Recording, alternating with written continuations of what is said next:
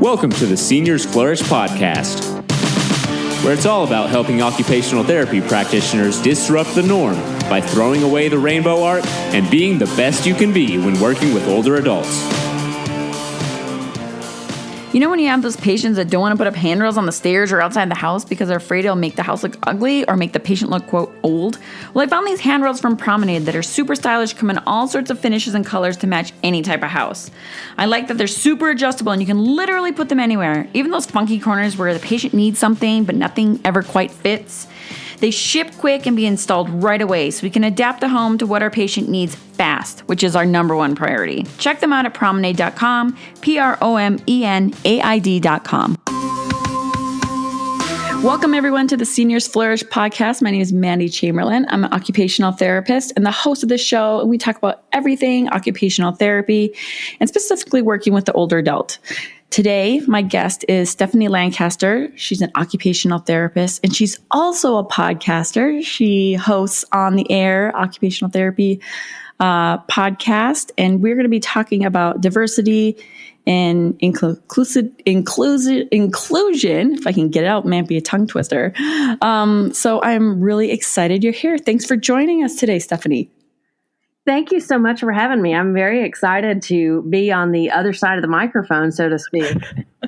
Yeah, I know. I was like, oh no, two podcasters together. This could be a long one. Yeah. That's really funny. Well, let's just jump right in and why don't you talk about your OT journey and kind of what you're doing today, and then we'll kind of dive into our topic. Okay, sounds good. So I graduated from OT school at Washington University in St. Louis in the early 90s and went straight into working in a pediatric hospital and did everything from really acute care to long-term pediatric care for a while.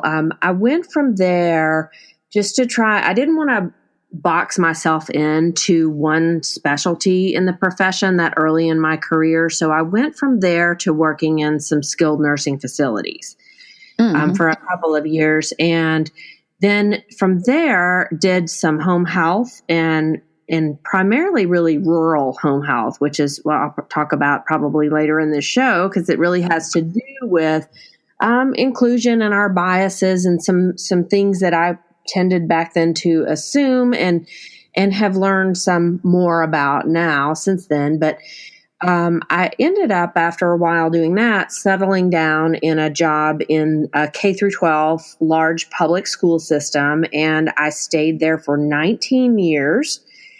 Wow. And then 5 years ago, I moved over to academia. So now I teach in a master's level OT program. Okay. So, and you like what you're saying, you host like you said, On the Air. I do. How did you get into that? Yeah. Well, I will say it's a little bit of I guess kind of serendipitous, but it's kind of also a story of making lemonade out of lemons. I live in the suburbs right now, and I work downtown in the city of Memphis, and I have about a 45-minute to an hour commute each way every day. And so that puts me a lot of time in the car. And so I started listening to podcasts. I mean, I listened to it some before, but not nearly as much. In my school job, I went from school to school a lot. And so I had a lot of 5 and 10-minute commutes during the day, but nothing like this. And so once I had that solid amount of time every day, twice, I started listening to a lot of podcasts, and I really very quickly became what I think of as, podcast fanatic. And, yeah, I'd say too, podcast junkie, right? Yes. Yeah. I usually do say junkie, but I try to be careful because I don't want to be too bad. Yeah. But, thank you for talking about this topic today. Yes. I'm really almost obsessed with podcasts. I have so many of them in my queue that I'm constantly running out of memory in my phone, and it's a struggle, but, so my favorite podcast that I listen to, and I think it's my favorite because it really is in line with what I'm trying to develop in myself professionally most these days. And it is teaching. So the podcast is Teaching in Higher Ed.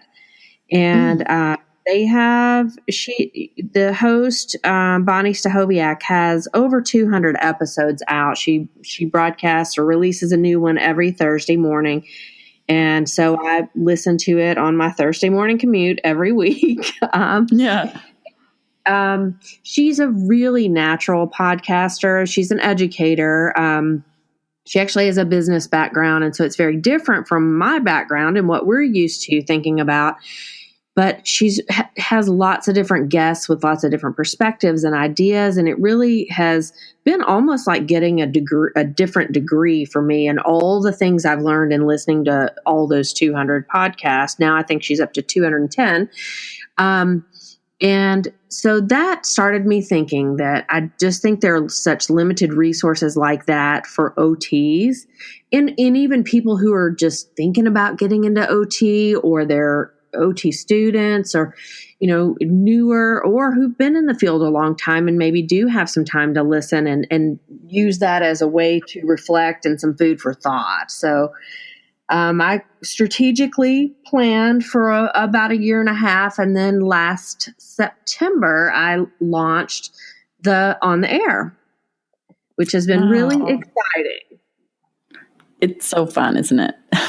It really is. It's such a joy to be able to connect with different OT practitioners, and I've had a few non-OTs on the show, and just learning about what everybody's perspective is and their path into the field of OT, and just the kind of, there's similarities between each person that's on the show, but there are also differences. I think it's just a real learning experience for everybody, me included. Yeah, I agree. The thing is that's my favorite part about podcasting as well. It's just being able to connect with others and learning. I mean, how much I've learned just by doing this myself. So I think it's such a neat way. So how did you, kind of shifting gears, how did you get interested in talking about like diversity and inclusion and bias and that topic? Yeah, I think it is something that a school-based therapist, it's hard for us to avoid. We just, we're all trained as OTs to be advocates for our clients and the population, or the more population type client that we work with. But in the school system, that's kind of what you do all day long, is push to have equal advantage or equal situations for the students, the children that you work with and that you represent. And, everything from the IEP meetings to, how are they going to be in the kindergarten end of the year play, or how are they going to get a lunch tray if you move to flimsy styrofoam trays that aren't really good for kids that aren't that good at mitigating the strength they pick things up with. And, how are we get all these technology and the smart boards in the classroom, but how are we making sure that is available and beneficial to people with special needs? And so for almost 20 years, that's what I did. And I really was very interested and very vocal about considering how inclusion impacts everyone, and how it's not just a favor or something you do because somebody told you to. It's something that it's a human right, and it's a civil right, and it's the right thing to do for everybody all the time. So moving from my school job into teaching in an OT program, it was really not possible for me to let go of that mindset. I did have to start thinking of, also we have to make sure that we graduate OTs who are competent and, haven't had assistance that doesn't allow them to develop that competency along the way. But, as long as we keep that in mind, it's easy to think, how can we level the playing field for people who might have some different challenges, even from a personal standpoint, or, different things going on in their life, and how can I facilitate learning for them in the classroom, those OT students, and how can I facilitate the understanding of inclusion and diversity in them as they get ready to go into the field. So it just kind of was a natural process, and I found out a couple of years ago about a fantastic group that is was formed by some different OTs across the country that is called COTAD, and that's that stands for the Coalition of Occupational Therapy Advocates for Diversity. And I was lucky enough to get accepted as a member a little bit over a year ago. And then about 6 months into it, I got voted on the executive board. So I'm on the exec board now for COTAD, and I do a lot of their social media and their website and things like that.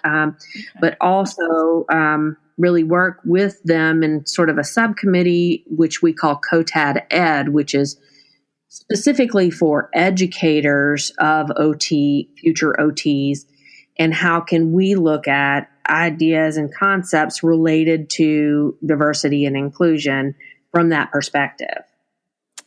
That's a really neat group. And I mean, honestly, it's probably part of it is I never have seeked it out. But also I've, not been exposed or familiar with it. So I'll definitely, put the links and all the stuff in the show notes so everybody else can check it out too. So is part of the idea, like you said, the education part, but what does the association, what's kind of behind that? I mean, obviously is promotion of diversity and that kind of thing. But I mean, how is that? Is it more like having conversations about how we teach students? Is it more of a conversation about how we impact the profession as a whole? Like, what does that look like? It actually is both. That's very intuitive. The COTAD really has like a twofold mission. And one is to increase the diversity within the OT workforce. Okay. And so that's, we're obviously looking to attract people with different backgrounds, and diversity covers a whole wide range of things, but to pull them into or attract them to our profession, because we know through research that allows us to learn from others around us and to address the needs of our clients or potential clients in a much better way if we come from a more diverse field ourselves. And so attracting and supporting a diverse clientele in terms of the students in OT programs and the new practitioners and current practitioners, how do we increase diversity in our field that way? And the second thing that really is in COTAD's mission is to help practitioners become more culturally sensitive, or we use the term now to have more cultural humility, and so that we really can become more client-centered. How can we, if we're very different from our clients, how can we be sure we are meeting their needs to the best of our ability? Definitely. I think that's something that we all can learn from, because it depends on where you live in your life experience. And these are probably lots of topics you guys have talked about, but those are the things that I think about, between, religious and just socioeconomic and cultural. And I mean, there's so many different areas, I'm sure, but like where I live in Western Colorado, like I'm just, it's like it's definitely going to be a different, the diversity is different here than in Memphis, right? Yes, for sure. Yeah. And then just kind of being aware of it. So like, it's funny that you bring that up, because it also kind of makes me reflect a lot too, right? Like, because I'm comfortable with the diversity and the, so like here, there is a lot of people from Mexico, and, I'm very, comfortable, familiar. I know kind of some of the, some of the cultural norms and those kinds of things. I'm no expert, because that is not my heritage. But if I went to a very different city or a very different area, you have to learn about your surroundings as well to be able to be as client-centered, and talking about like bias and your own judgments and all those types of things come into play. So I love this topic, because it also makes me very self-reflective, because I think in general, I personally like to think, yes, I'm very accepting of people, but then you have your own personal bias that are underlying or not, like, you know what I mean? And we all have something. Yes, for sure. And Yeah, and that's very spot on with our big message is that, it's just kind of recognizing that there's a need for a conversation and there's a need for ongoing learning and open-mindedness in that way of all of us. And that's kind of how that shift from, for a while back, we used the term cultural sensitivity. And then we realized that really is like, well, I'm going to be sensitive to your background because mine's superior, so I'll be okay with yours. That's not the best way to think about that. And so then they moved to awareness, and that didn't seem quite active enough. Yeah, I can see that. I'm aware that, what we need to really do something. So then more recently, it got shifted to cultural competency. And that's still kind of hanging on in some places, but competency infers that there's an end point, like you'll meet that goal and then you'll be competent in it. And that's not really true when it comes to culture for a lot of the reasons you just talked about. We're always learning and things are changing so even if you know everything there is to know about a certain culture, it evolves over time. So you can't quit learning. So now the more acceptable term, or the better way to think about it, I'd say, is cultural humility. Yeah. Which really, the difference there between cultural competence is the message of lifelong learning and introspection. So it's something we're always going to keep doing as OTs, and it really should be a part of our professional development, I believe. Definitely, because I will have to say, I think, you go through it in school, in general, right? Like you go through like a cultural, quote, diversity class or competency class or whatever they used to call it. I can't remember what mine was. Mine was so long ago now. But it's like you learn, and it's such a different experience learning. And it's important to learn, but then, emerging or being a part of, and you learn, it's just trying to figure out where you fit, trying to... I would say in general, me personally, haven't done a lot of cultural humility besides self-reflection, like taking a lot of courses or a class on it. Yeah. Because I mean, well, it can be hard to find those as continuing ed credits. And I'm going to send you some resources, a couple things that people can do to go through just from wherever you are, to go through and kind of prompt introspection. And even you can even take a test for free online and measure your own implicit bias. And then I'll give some steps today to start to address those. And then you can come back and take the test again. So you can almost do like a mini research study on yourself for anyone who's interested. But COTAD, the website, is really jam-packed with resources. And one thing it has that's worth going through, and I even printed it out. We don't print out a lot of things now when they're available in digital copy, but it's a glossary of terms that are associated with inclusion and diversity. And it really kind of helps. There's so many different terms out there and a lot of abbreviations and some things that are overlapping in what you might think they are. And there's also a lot of words that we say a lot, like culture, and we may not really even think about what does that really mean? That's a good point. What is that kind of thing? And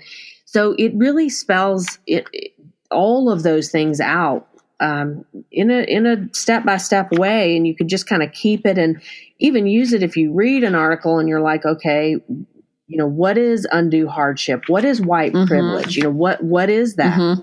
What does it mean when somebody says, they're homosexual or they're homophobic or they have a certain bias? You can look all that stuff up right there in the handy dictionary that's available for the taking. So good one.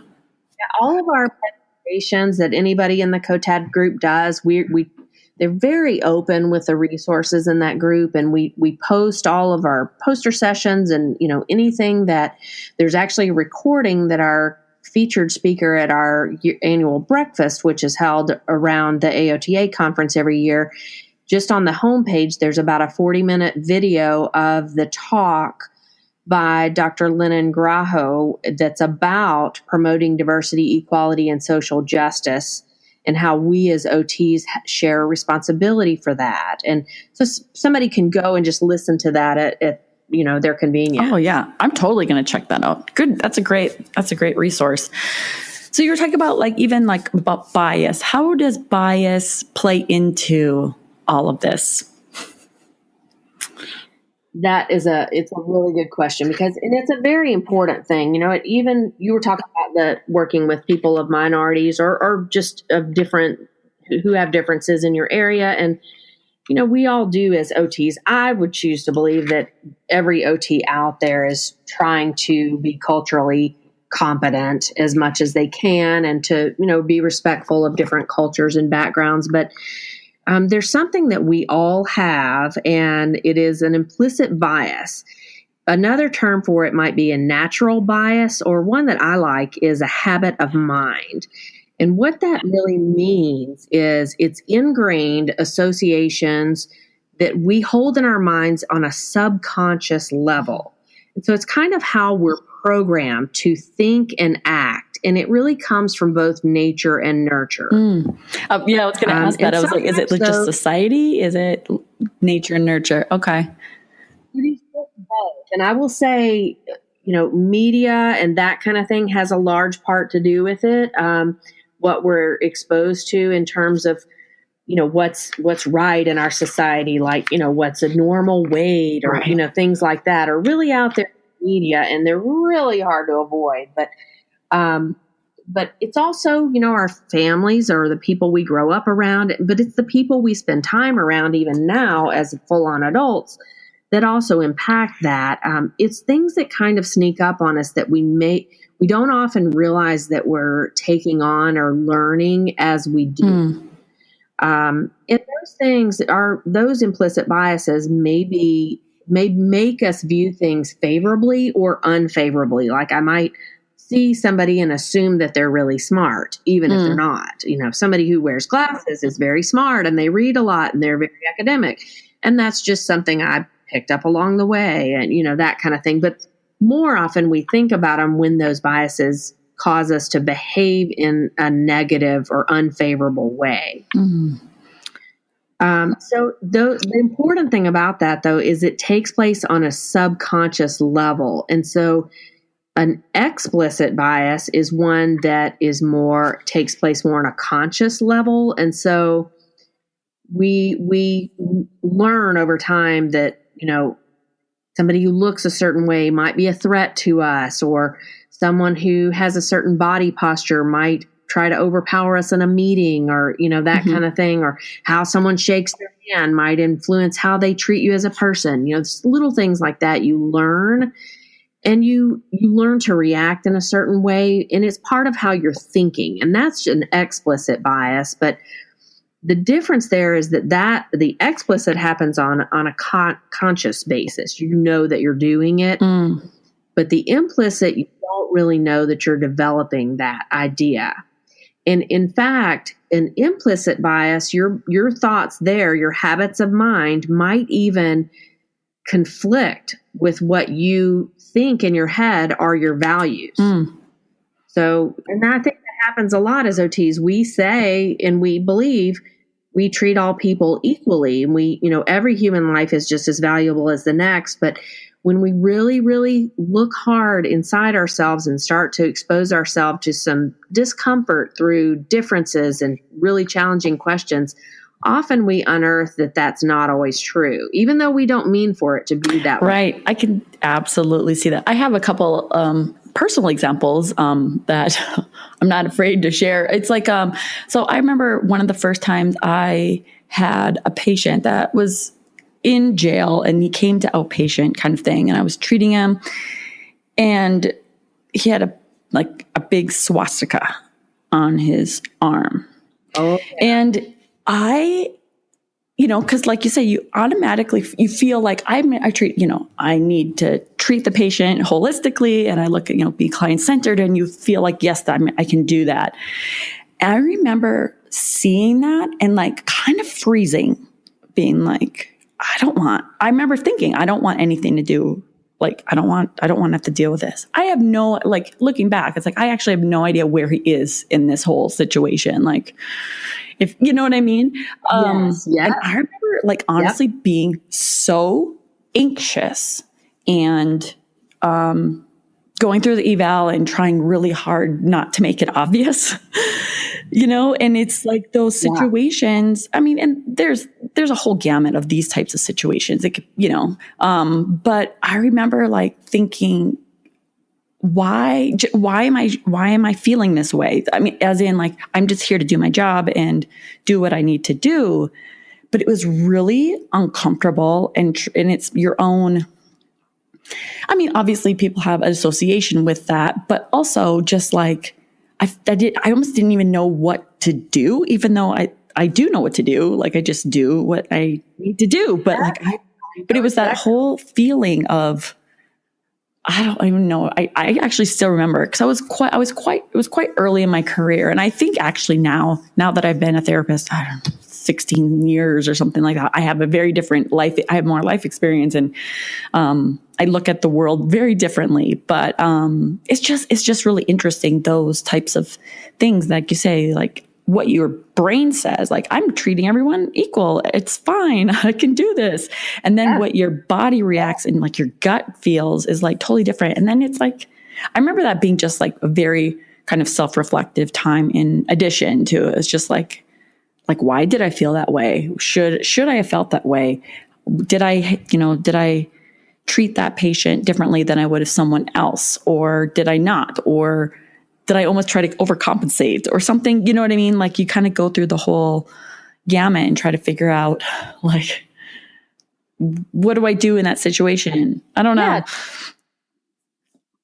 Yeah. And there's not, necessarily a clear-cut right or wrong answer or a recipe card for how do I not do that next time, or it's just complex, really. But I think the first step is admitting that or recognizing that we all have biases. We always will.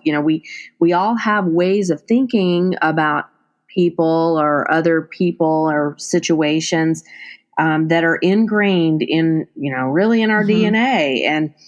And we just have to know, though, that can impact our treatment of them. And I mean, just, it could be, I think when you talk about stereotyping and biases, that people tend to jump to race and sometimes religion pretty easily. Those, a lot of discrimination and non-inclusiveness in people with those types of, based on those types of situations, but also disability, of course, and even age.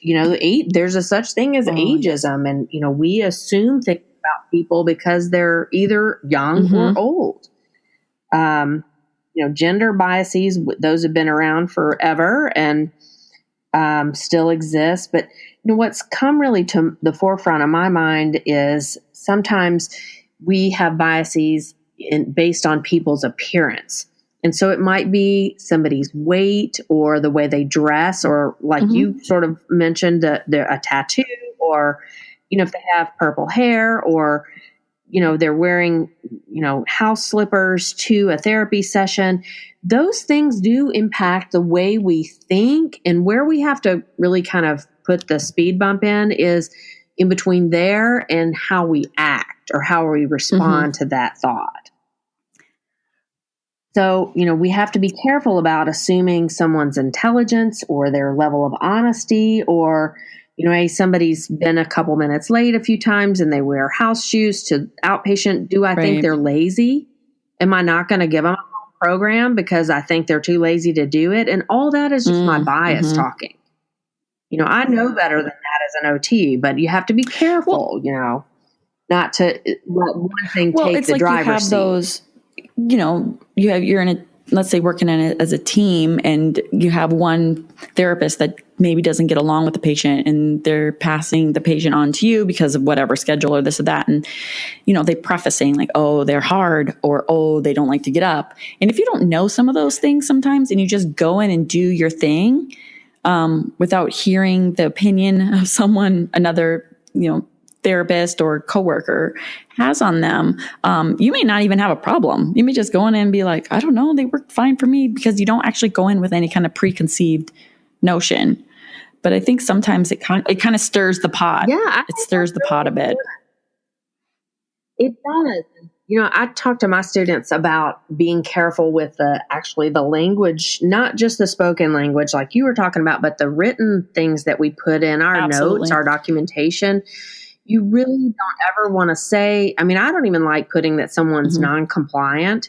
That word really kind of sticks in my craw because I don't know their I can factually state that they are not doing such and such or not progressing or whatever. That's a fact. But to say they're non-compliant is saying, that they are making a choice not to do this or that. And maybe there's some other things going on. There's so much more to, and maybe their choice is rooted in something else. They're very stressed. They're very depressed. They're, think I look like the mean first grade teacher they had all their life, something like that.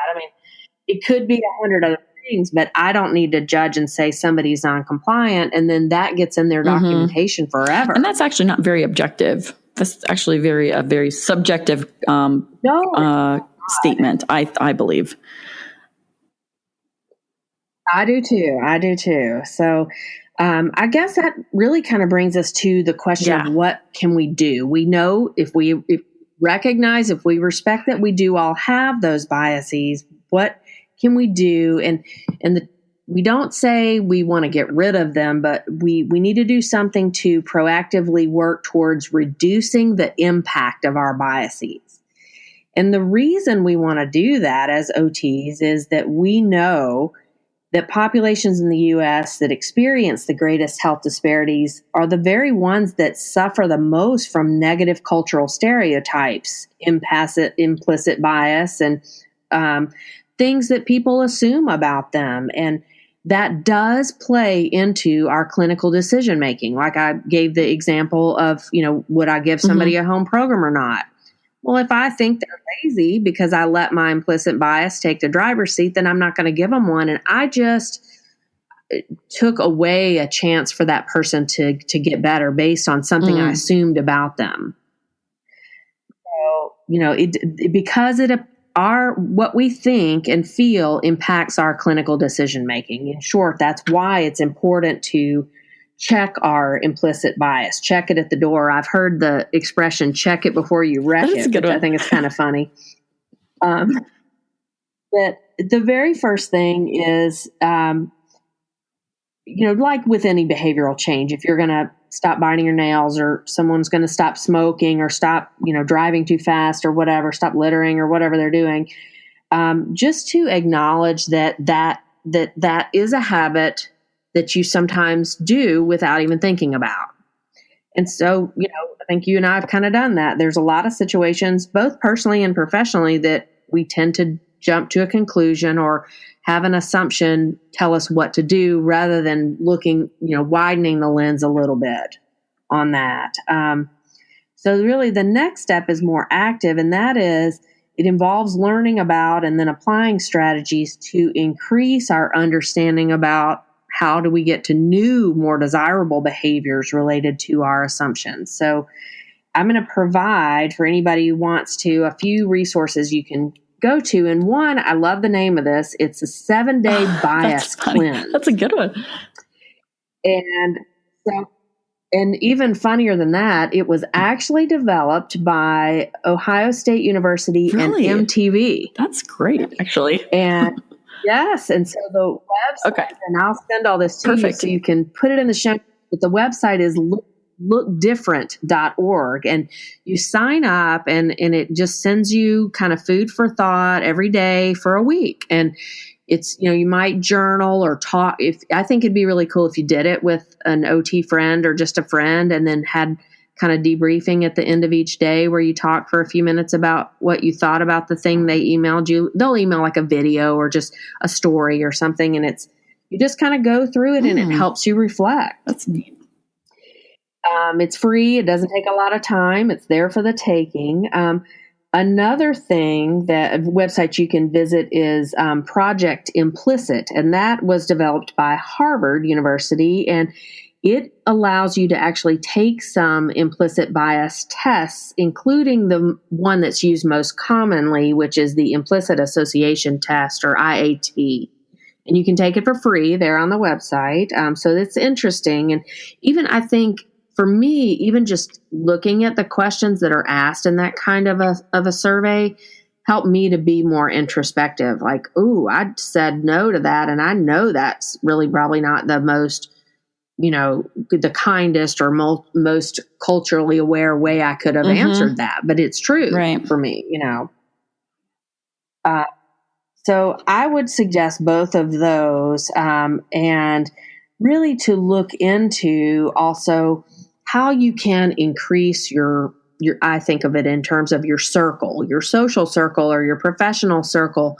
Look around and see, do you have regular contact with people who have a lot of differences from you or even any differences? So again, it doesn't have to be just race or religion, although those are very valid ways to get integrated into that. It could be, are you friends with anybody with a disability, or, friends with people who, have different ways of doing things than you do, different lifestyles, and for sure.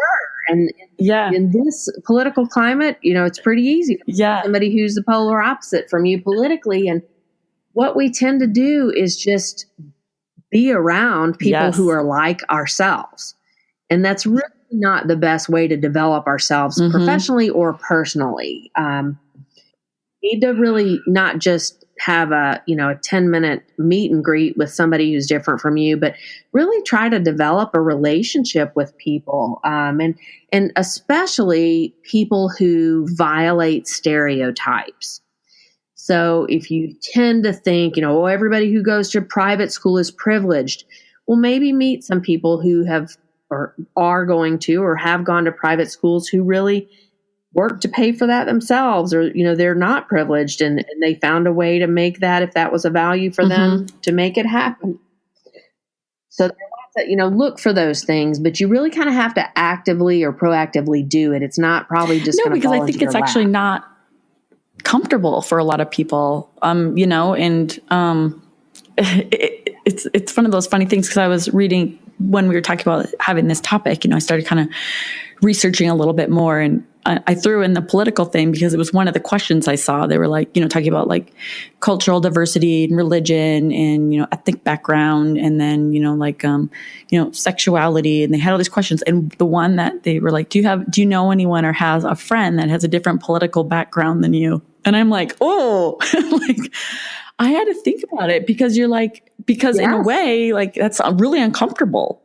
That one is particularly maybe uncomfortable for me. And you're like, those are the things that I think that's why these little, I don't want to say little because I don't want to underestimate it. Like these things that talk about your biases or ask you those questions for self-reflection are good, because that's not something I would have, I guess, personally thought about. Like, I don't know, I just didn't. And you're like, actually that brings up a lot of biases itself, right? In conversations and things. And so I think those things of self-reflection, I mean, it's not trying to tell you, because like I said, it's not a cookie cutter answer. It's more about like how does it affect you, and what are you portraying, and what are your thoughts, and why are your thoughts that way? And it's such a great topic, and it's especially if you're that person that really loves to explore, and promote what we promote as occupational therapy practitioners. What are we really promoting, and are we promoting it? Right. I mean, I think we all believe that we are, and that we're walking the walk, not just talking the talk, but there are always different ways to do that. And we get so caught up sometimes as OT practitioners in CEUs and, do I have my credits that I need for my licensure and for, that, all that's very obviously important, but there are also other ways to develop yourself professionally. And that's important too.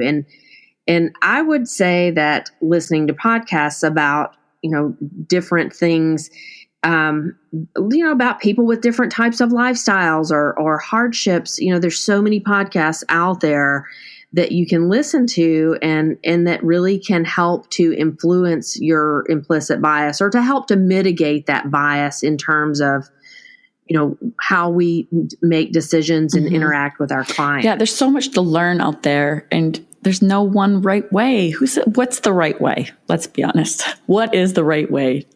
There is no. Yeah, there really is not. There is not. I think the only wrong thing to do might be to close oneself off to learning and to say, I already know it all, because that's never going to be true. Isn't that the truth? So what do you think? So you're talking about how does this influence our OT practice? It influences through being more client-centered, right?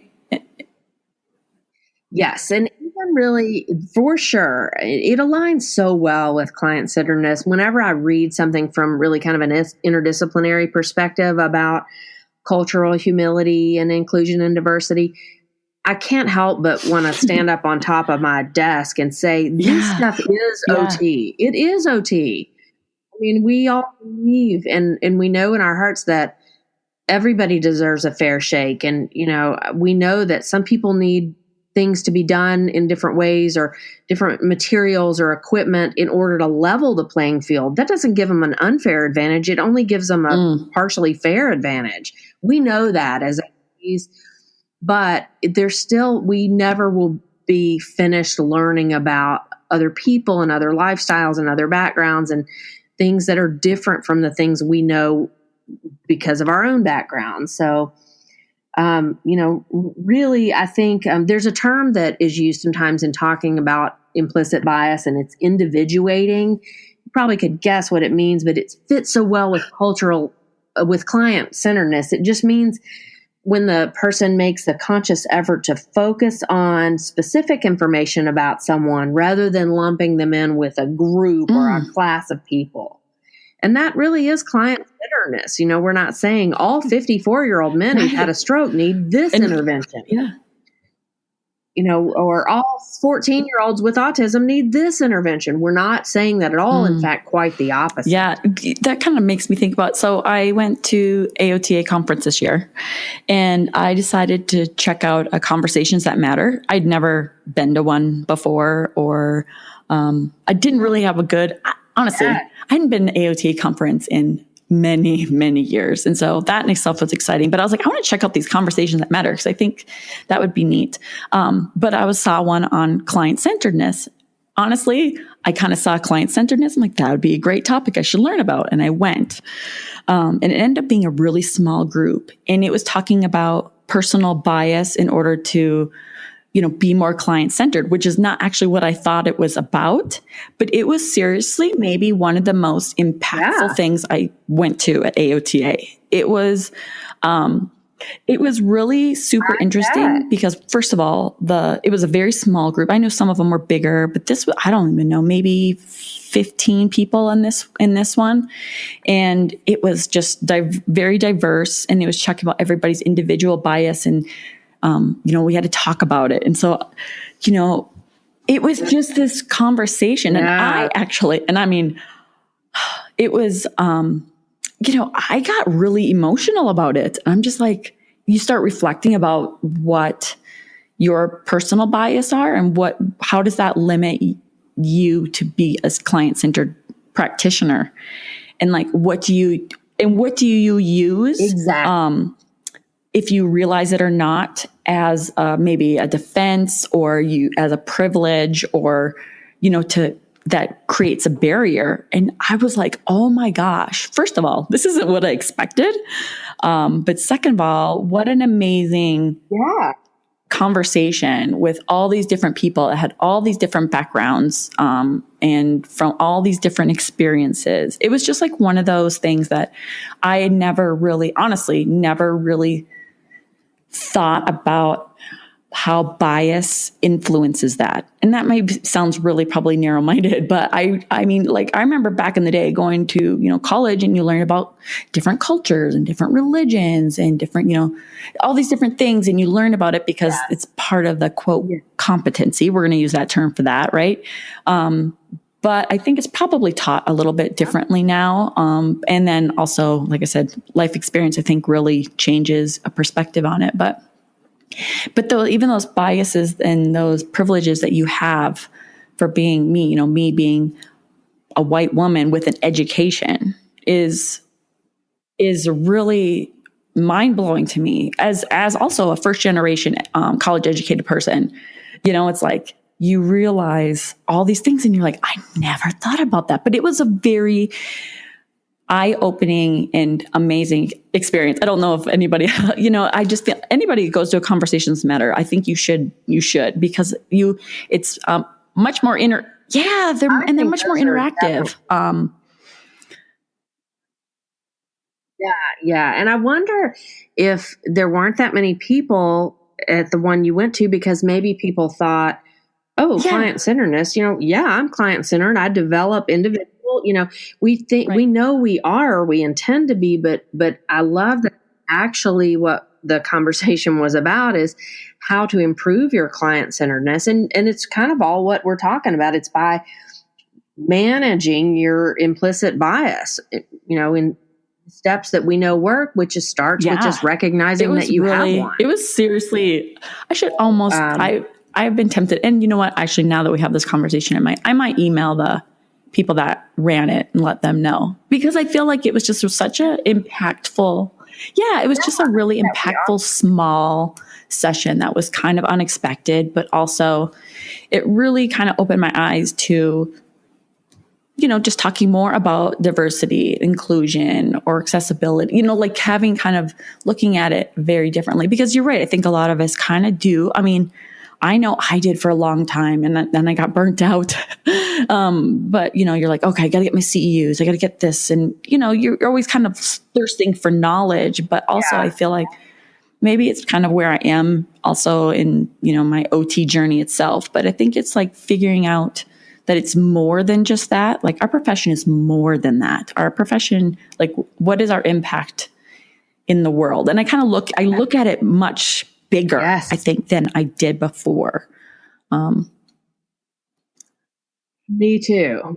And and I think, but, while I would say that is probably a typical OT journey that, when you get 15-ish years into your career or so, that you do start thinking in terms of that, and you've had more life experience yourself. But I will say many of the students coming through our program and others today are very big thinkers, very global, very, they're way more insightly and emotionally. I was going to say the exact same thing. I think it's like that. I don't know if it's just the generation, but I know, I was not at that level back when I was in school. And I feel like people are, because even, people just think it's just differently. The world is different. Let's just say that, right? Yes, it is. It is. And for better or for worse. And it really is. But I think having conversations about hard things and reading things that are disorienting and, cause provocative, going to those conversations that matter and listening to podcasts about people's lives that are different. StoryCorps is a great podcast, and there's so many, you can just there's thousands or whatever, probably hundreds of thousands that you can little stories you can listen to about people different from yourself. And that, I think, is an easy way to develop ourselves professionally and just as human beings. It's so important. I feel like we can be such more well-rounded practitioners when we can look inside ourselves. We're not going to be perfect, but we can try. We can try to be, that doesn't mean we don't try, even if we know it's a lifelong journey. And that goes back to that cultural humility. It's something we're never going to really achieve or check the box. We're going to just keep moving towards always. And you said that, looking inside yourself, and that's a huge part of it. But another part of it is something called perspective taking. And that really refers to just what it sounds like. It's really consciously, mindfully having the presence of mind to take the perspective or try to see things from other people's point of view, or, to walk in someone else's shoes. I think a lot about how do things make other people feel, and if I say this or if someone does that, how is that really going to probably bounce off of somebody? And I think doing that with our clients and others involved, even caregivers and other colleagues, can help us communicate better. It can help us get more information out of people because they'll see that we're trustworthy and we're well-meaning. So something else, step 1 is probably introspection, and step 2 is perspective taking. Stephanie, now I'm being much more like reflective on the whole conversation. It makes me want to learn so much more. It really, really does.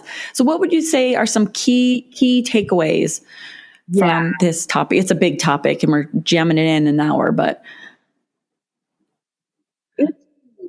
Yes, we are.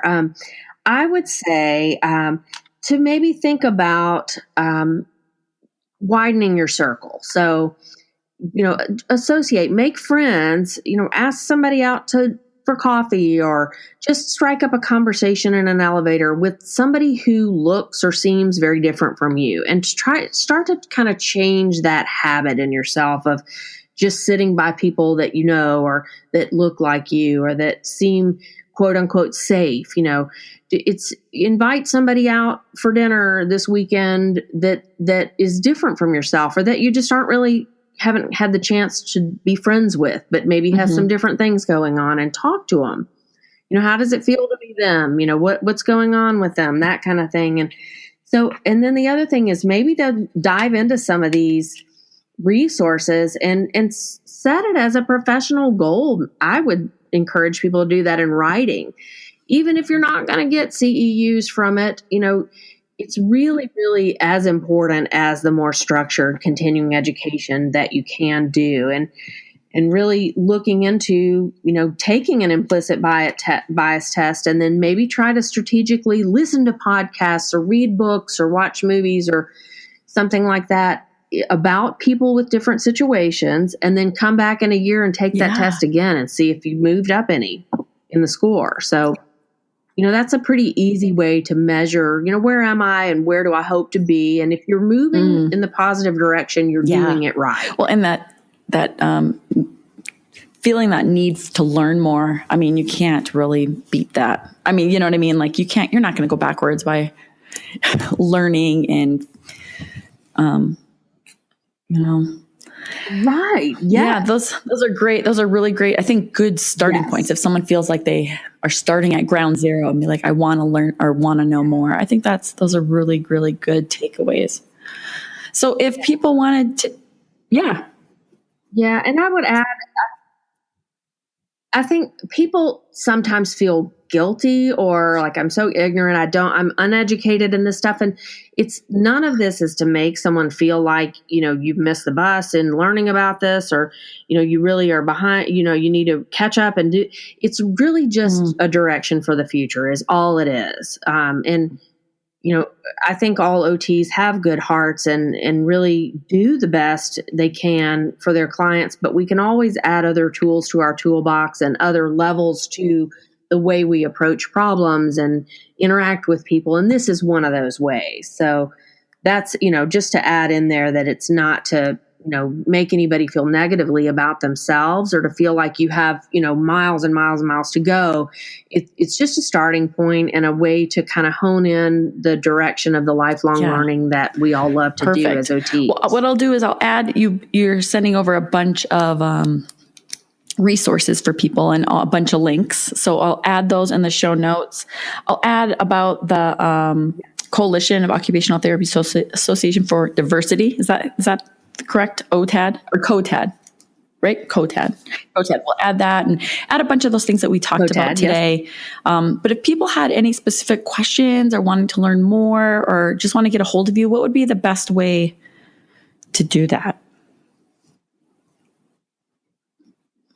Okay. Probably through Twitter.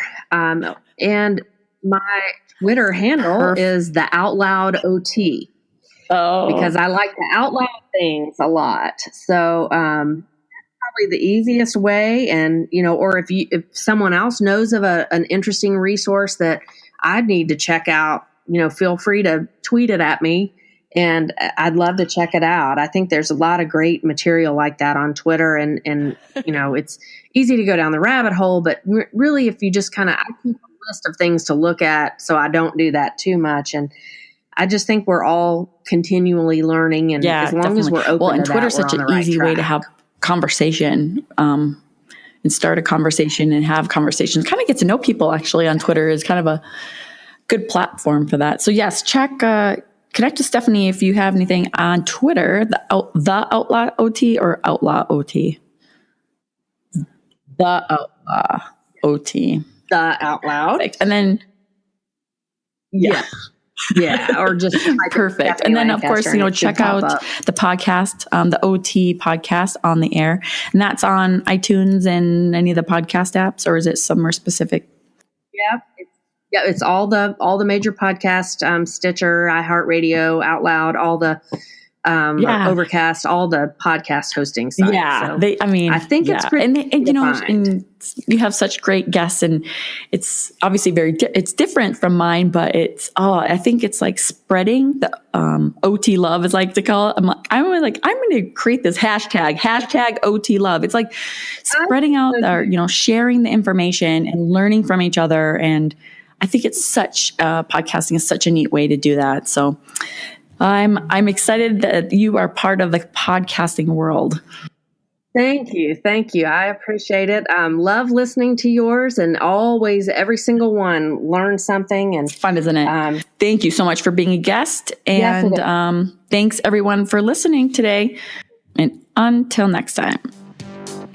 Do you feel like you're navigating the OT world without a map? Not feeling confident or competent in your day-to-day treatments and struggling to apply your knowledge clinically? Then be sure to check out the Seniors Flourish Learning Lab membership. It has all the treatment ideas, patient handouts, clinical resources, community support, and mentorship you need to succeed. Join today at seniorsflourish.com/learning lab.